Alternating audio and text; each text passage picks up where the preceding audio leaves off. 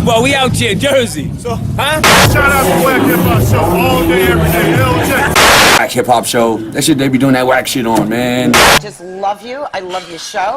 See you doing your thing. Hey, tell the truth. Keep it real, money. The Wack HipHop Show. The Wack HipHop Show. Wack HipHop Show. Wack HipHop Show. Wack HipHop Show. Keep doing your thing. Wack HipHop Show.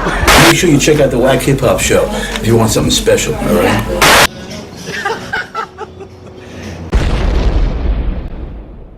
We lit right now. He gonna say, you know what? I think y'all need to go sit in the pen for the night. So little zombie started wilding out and threw a liquor bottle at him. Now, you know how Inspector Gadget is, right? You know, he rocked that trench coat that he got from Macy's. So he tried to get brolic on us. Yeah, he tried to swing on us over. So he called us back up. So that's what happened. We had to sit in there for a few hours. And Kai's oddball came and got everybody. Yeah. Yeah, baby, that's what I told you. You know, I ain't just trying to hit you and run. You know what I mean? I'm doing my thing on the Wack HipHop Show, but you know, it's me and you know. We're going to settle down and everything, all right? Let's keep that thing tight. You know, Fred hating on us, you know. Yeah, with his blue baby boy pants. I told you, he hating on us. He in rehab, though. You know, in rehab, that's a good thing, because he's changing his life. But, you know, me and you, we're going to do this thing. I know Thelma, she a little salty, too, because, you know, you let me do that thing with you and her at the party house in Scooby. But it's okay, though. But it's about me and you now, all right? Yeah, all right. Yeah, later tonight, I'll come through. I'll slide through. All right, boy.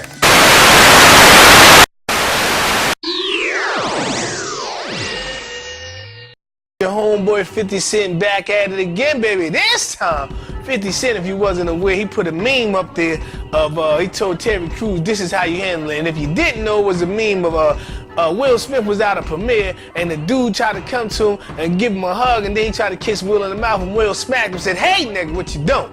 You know what I mean? I only do that behind the scenes.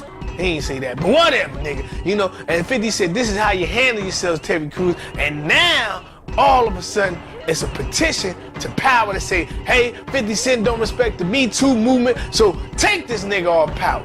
But what can you do? And 50 responded back, he said, hey man, the world is too sensitive nowadays. My doctor told me to stay in the bed and stay away from these niggas, come back out in 6 weeks and get the strap, nigga. That's the hashtag, get the strap, nigga. But 50 Cent is right, man. The world is too sensitive. Everything affect everybody. I get it. It wasn't out there blatant racist, or just discriminating, but that's just the world of day, man. Everything make everybody go crazy. You know what I mean? Nobody has a sense of humor. If you're a comedian, that's your ass, Mr. Postman. You know what I mean? You gotta watch your jokes, because motherfuckers is coming at you. Dave Chappelle, he was doing some transgender jokes, and what happened? They start writing about him, and they say, you know what? Dave Chappelle got a problem with the transgender community, and it's not right. You upset people. And that's the thing, man. The world is just too sensitive. Nigga, grow some balls, baby. Grow some motherfucking balls. Everything ain't meant to hurt you. You gotta be tough. And that's what's wrong. A lot of these people ain't tough. And then it's just whatever happened, that's just what it is. Please, America, please. Live a little. Don't take everything serious. Everything ain't so personal. Get out your fucking feelings, nigga. Shit. We lit right now. Hey y'all, I'm out here in Calabasas, California, taking some time to just relax and enjoy the beautiful scenery around me. I want to encourage you all to travel. When you travel, you get a chance to know yourself and experience new things, get outside of your element. We're so focused on buying new cars and trying to purchase things, but when you travel, you make memories. And I think that memories trump material things. So I hope that you take some time and plan for traveling instead of being focused on buying things. We'll see you later.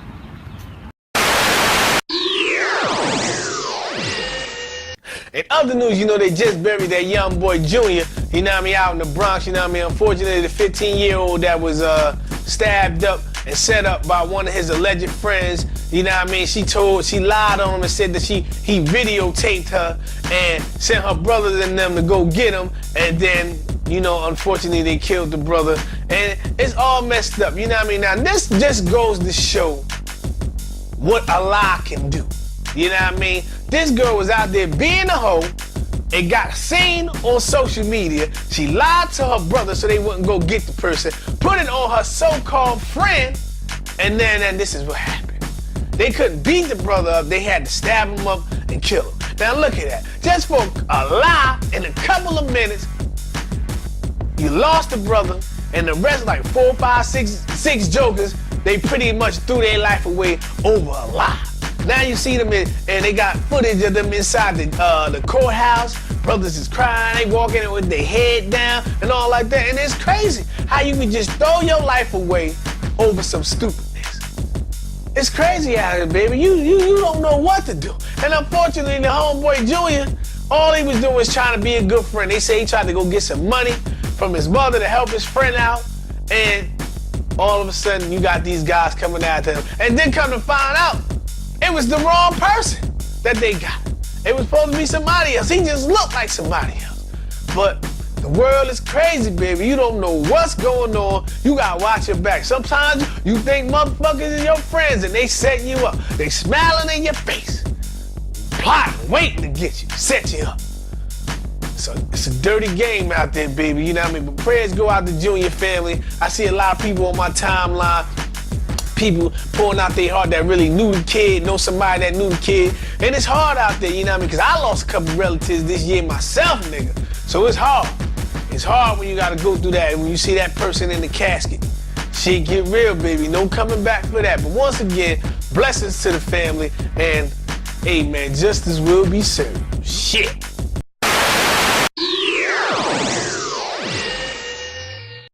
Hi guys, HipHop show.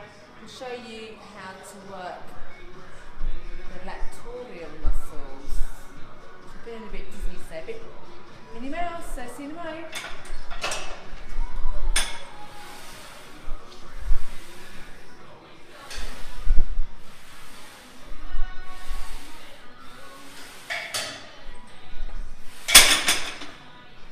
Boom.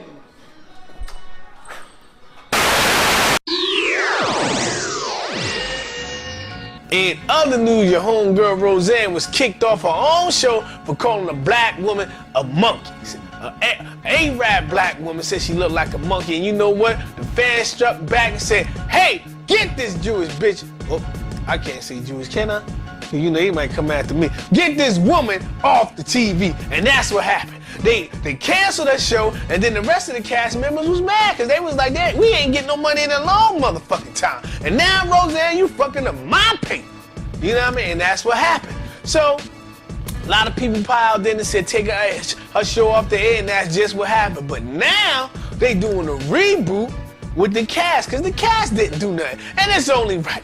See, first of all, Rosanne should have knew. You can never, no matter how your celebrity status is, you can never call a black man or woman a monkey. You know what I mean? She should have knew it was gonna be some backlash. She should have just been better off calling her ugly bitch. But you called her a monkey, you know black people gonna jump, swoop down and get on your ass. And that's what happened, baby. And then you got Rosanne going on the news crying, "Oh, I didn't mean to do that. They took it out of context." Shut up, nigga. You knew what you was doing. People said you got a history of being racist, Rosanne, and obviously it was, because if you wasn't sensitive enough to or understanding enough to know that you don't call a black person a monkey, you should have knew that. But whatever the case is, so now Rosanne crying, she out of a job. They said they was paying you real good. You was getting the paper, money. You was getting the money, Rosanne, but you fucked that up because you wasn't paying attention. You wasn't socially and consciously aware. But I ain't mad at the rest of the cast. I don't know how they gonna keep the show going. Either they gonna kill Rosanne off, or maybe it was all a dream. They used to read Word Up magazine, baby, for those first couple of episodes that happened. But at least the other people are getting their money. And John Goodman, that's my man. You know what I mean? I seen the show a couple of times. It was alright, nigga. You know what I mean? I guess nothing on, I turn it on, just like Full House. I don't really watch that shit, but it was okay. I wanted to see what Uncle Jesse and them was doing. But I know DJ and Stephanie, they got the whatever, nigga. But it is what it is, baby. You just gotta watch what the fuck you say on social media. That's all I'm saying.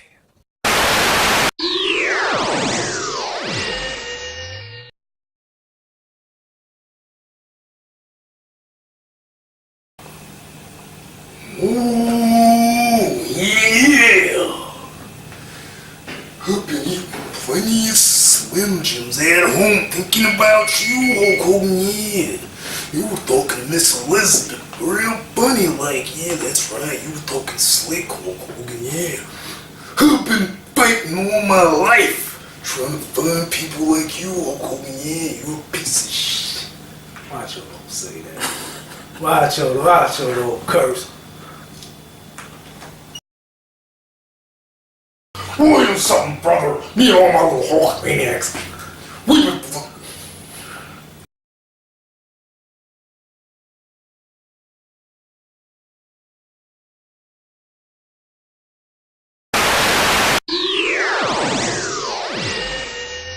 My question today is, do you want to graduate or do you want to repeat the grade over? Right? So do you want to graduate or do you want to completely do the grade over, go through a redo, right? To do it over, right? And I asked that question because there are people out there who for some reason don't want to take the time, don't want to put in the 10,000 hours that's needed to graduate, right? They want to repeat the class over again.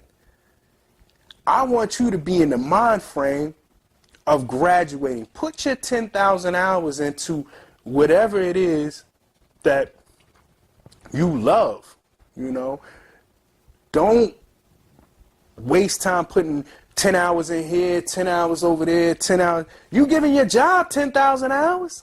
Why can't you give yourself 10,000 hours, right? Give it what you love 10,000 hours, all right?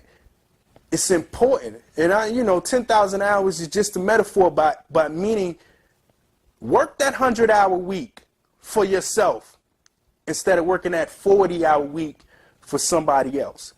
That's all I'm really saying. Just give yourself the time to develop you so that you can graduate this class, right? And you can move forward and you can move to the next grade. Who doesn't want to move to the next grade? You know, after 12, then you get 4 more, you know, or 8 more, or 15 more, you know. And even some of those people who are taking those are still in the process of practicing medicine, practicing law. That doesn't mean they know it, you know, but you keep practicing until you get close as you can to perfect, right? Because it's nothing perfect but imperfection. We all know that. But you keep practicing until you get as close as you can to perfect your craft. And hopefully it's a craft that you love, whatever the craft may be, you know, whether you into the arts or into, you know, the sciences or into the maths, whatever the craft may be. Put your 10,000 hours in, man. And then when September come, you know, you can get ready to have a nice harvest, you know. In your 9th month, you can get your nice harvest, man. You know, and that'll come in your 10th hour. But whatever may be the case, we are here to win. We are designed to win. We're not designed to lose. Stop thinking that, you know, you are a loser. You can't win, man. We here to win, you know. I just want you to win like I'm going to win, you know. That's what I want. Let's rise up together. Wholeness, fullness, as one unit. In other news, your man Drake came out with the album Scorpion, and I must admit, you know what I mean, I'm a Drake fan. At first I thought he was gonna fall off. After the 2nd and 3rd album, I thought niggas was gonna get tired of him singing all the time. Niggas wanted to get back to the hip-hop, and Drake said, I'm not listening to y'all niggas, I'm doing what the fuck I want. And he stuck with it, and look at him now, still at the top of the game. I believe Drake came out, what, like 07, 06, or something like that. but the nigga's still #1 in the game. No matter what you say, what you talk about him having a ghostwriter in Quentin Miller, or, you know what I mean, Drake wrote a lot of songs as well. So whatever the case is, the brother's definitely on top. And the Scorpion, from what I heard, got a lot of dope joints. You know what I mean? He's still talking that shit, still on that Drake shit, and you can't be mad at it. You know what I mean? I'm sure he's gonna break a whole bunch of streaming records and get platinum and gold plaques, and it is what it is. You know what I mean? And it is what it is. So, you know what I mean? Congrats to the boy, Toronto 6666. Yeah, shout out to that nigga for definitely putting it down, you know what I mean? So if you get a chance, download the album, check it out, and respect that man, because he put a lot of work in. If you really think about it, the most consistent artist over these last couple of years has been Drake. That nigga always come with some shit. Now, I ain't gonna say he don't be stealing niggas' styles and flows, but whatever, the nigga definitely put out some good product that have motherfuckers jamming to, you know what I mean? So it is what it is. I'm a fan. Keep doing your thing, Drake. You know what it is. Okay. We all have our tests. Okay. And that's one of those tests. Uh-huh. And you know, like, if that girl is just a player, and she's not there, she's only there for the flash and the cash. If she's really there for the long haul, she's that girl who's a stand-up girl. She's gonna open up that car door. She's gonna watch your best interests at heart. So, you know, everything in the movie was, I love it. I have to say, The Bronx Tale and also Goodfellas. That's my movie. My favorites, really. They're on my DVR. I watch them all the time. But girls used to wait online just to go and look at Jez Palminteri. Just to look at him. Man. Yeah. But this was, you know, the era of iconic clubs where, you know, amazing things happened every day in New York City, and it was very, very edgy and a little bit grimy, and that's what made it beautiful. And music was the core. Entertainment was huge in New York, and it was cutting edge. And we were at the forefront of everything. We had the best nightclubs. We had the best DJs. We had the best performing artists who would come out there and do great things. We lit right now. And at that era, Bruce Willis was the hottest bartender in New York City. Oh, Bruce Willis? He was the hottest bartender. And I have to say, a really nice... I never knew that. Yes, and a really, really nice guy. But he was the hottest bartender in New York City. And again, girls would go line up to go stare at him to get a drink. Jersey boy Bruce Willis. Okay. Yeah, he was... I never knew that. Yep. Wow. Never know what you learn out here with an old girl from the club scene, you know? Okay, yeah. But we ruled it. We would go out. We never waited online. We didn't pay to get in, and we brought an entourage with us. And the moment we walked in, the drinks were flowing, and we drank champagne, and it was $2.50 a pop, you know, and people would be backing us up, 12, 13, 14 bottles, and the owners would be sitting there going, because you really didn't drink all of the stuff that was bought for you. And that was the day of the roses. They used to sell roses in the clubs, and guys would send a girl a rose if, you know, they were either their friend or they liked them or they wanted to pick them up. Well, we didn't get a rose. We got baskets. And so we would just smile and cheer the basket and thank the person and send it in the back. And we'd let the girl resell them so that she could constantly make money. Because really, what would you do with 14 baskets of roses? That was way too much. So she made money, the customers felt good, you know, and we were treated like queens. And it was a great experience, you know? Yeah, that's crazy. Oh my God, please, the stories will never end. And the book takes you back to the 80s and 90s when the nightclubs ruled and when we had those great wild experiences. Okay. You know, dancing on the bar until the morning, sipping champagne, you know, like it was New Year's Eve, but we did that every night, you know? And we rolled with the best and the brightest and everybody that was the funnest. And there was no such thing where you went in and you wanted the bartender to give you a free drink or, you know, take care of me. It was, you know, you were the biggest dog in the room if you had the biggest check. And you wanted that check because you wanted to say, I'm the biggest guy in this room. And the biggest guy in the room has 10 girls with him. And those 10 girls were my girlfriends and I. Okay. I mean, that's how it was. We, you know, you didn't have a small group of people. You had a big entourage, and you were large and in charge, and that was the time. That was what made it amazing in New York City. That's crazy. In fact, I should write a book, Large and in Charge. There you go. That's right. Now, with that being said, your daughter's out here. Your daughter's out here singing. She's doing a lot of Yes. stuff too. Let the people know about your daughter as My well. daughter Madison is 17 years old, and she's a musical theater student. Mm-hmm. And she has been in theater since she's 4. Her whole Okay. life is around musical theater. And she's been performing everywhere. She sang backup on a couple of different artists' Mm-hmm. CDs.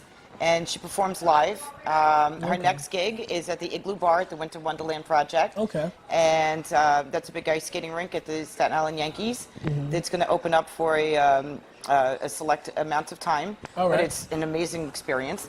And then she'll go right into the Christmas show at the St. George Theater, which is a beautiful theater. Everybody should go visit this theater. It's gorgeous. Check it And out. she donates her services along with the whole cast. Mm-hmm. And it is their largest fundraiser to raise money to support this theater, to keep it going. And it's a great experience, you know. I mean, if you love Christmas Mm-hmm. and you love that whole thing, come out to the St. George Theater and check it out. My daughter Madison will be there singing Okay. Baby It's Cold Outside. Future actress on Broadway, singer. And Yes, her everything goal like is to that. be on Broadway. She's going to go to college next year, Mm-hmm. but she's going to become an entertainment lawyer. Okay. Yes, because we all need that backup plan. We need Yeah. the B plan. She needs to be able to read her own contracts. No, you're right, because a lot of people, they tend to, I guess more people are more aware now, but a lot of people tend to not have lawyers or do things without reading the contract, and then they get stuck. Terrible. So, you know. Everybody should have a good lawyer, and several of them. And I'm very lucky with my book and the books that will follow, and my project that I'm going to have. My show is in the process of being developed for a series. Oh, really? Yes, yes. I can't say the name of it, and I can't say where it's going yet because Okay. it's still in development. But it's everybody is top-notch career professionals. Okay. And I'm surrounded by a great team. Mm-hmm. And the lawyer is the most integral part of this whole process. Okay. And you need to find a really good one with integrity, Mm-hmm. who is honest. And I know people joke around about lawyers not being honest, but I can't say I've never had that experience. Mm-hmm. My entertainment lawyer is absolutely amazing, and he is the guy who's put together so many deals of shows that you are watching now Okay. on television. Oh, And he's that's been doing cool. it for over 20 years. So I trust them wholeheartedly. Mm-hmm. They are, and they taught me to be a little bit more educated with the process. So now I'm upping my game so I actually understand, and I don't go in there not knowing what I'm supposed to know. But I can say that you should never enter into anything without having a really good relationship with an entertainment lawyer behind you and a PR agent. Got to have a PR agent. Okay, that's Yes. good knowledge. I have for people out there. JMT Media with me, and they have my back completely as well. It's just a great experience. That's cool. That's really cool. Now, with that being said, what other projects do you got going on? Well, the book that's in development now is called When We Owned New York, and like the title says, it's when we owned New York, when Alright. we rolled large and in charge. And it is the second story based on the two main characters of the first book, because everybody wants to know what happened to the main male character. His name is Babe. Okay. Babe is a big thing for us. It is he is what every girl who's read the book wants to know. Is the guy real? Where can they find him? Where is he? They love him. I hope he's not going to get killed. What's going to happen? So the second book will tell the story of where it continues with Babe and Danny, the female lead. And then after that is the prison wife. All right. And the prison wife will tell the other part of the story, that it's not always wine and roses and champagne, big cars, big cigars, and a wild life. It is also the moment that you get drawn in with that flame that you can get burnt, and what happens when the guy goes to prison. And your whole life changes on a dime. Yeah, that's crazy. And it happens. I mean, it truly happens. So this takes you through the ups and the downs of that life, and all of the wild experiences that go on with that. That's good. I know I can't wait to read it, and I can't wait to see what happened with your TV show.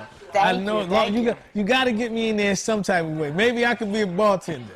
or something like that. It's I mean, a scripted series. Scripted, yeah. It's a scripted series, so it's not reality. You know, listen, I can't wait to watch it. That's all I can tell you. I can't wait to watch it. I can't wait to sit there and go, oh my God, because the book is a roller coaster. And just when you are laughing, the next sentence is going to make you cry. And I just can't wait to see it adapted on a screen where I'm going to sit there and cry and laugh and everything else all at the same time. Man, that's crazy.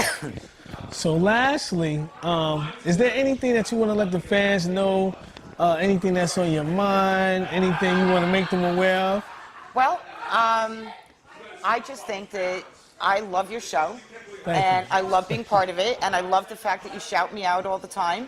And I love the support. I'm so humble and grateful for it. And I will always support you. Thank you. And I'm so glad you came out here and that you were able to hang out at my birthday, which was my last birthday party with Angela before she passed away. Yeah.